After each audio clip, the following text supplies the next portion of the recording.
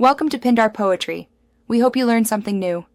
You start by shutting the laptop down and disconnecting power. This prevents shorts and preserves data. Once done, remove any external battery and touch metal to discharge static so components aren't damaged. Make sure to flip the laptop and remove the bottom service panel screws. Keep them grouped.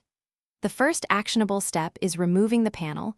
Work methodically. Use a Phillips #0 or #00 and don't force clips. That gives you clear access to the storage bay or M2 slot to continue safely. You'll now expose the drive area and identify the type of SSD installed.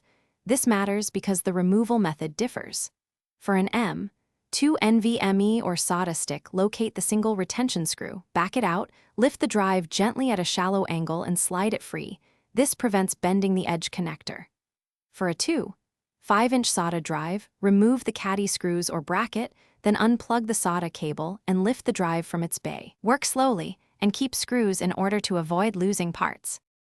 You finish by replacing the service panel and tightening screws to original snugness. Then reconnect power and boot into BIOS to confirm the drive is absent or the new state is correct. Make sure to store the SSD in an anti-static bag and label it to avoid mix-ups. If something goes wrong and the drive isn't detected, don't panic.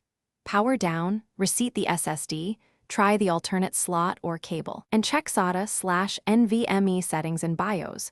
This usually resolves detection issues quickly.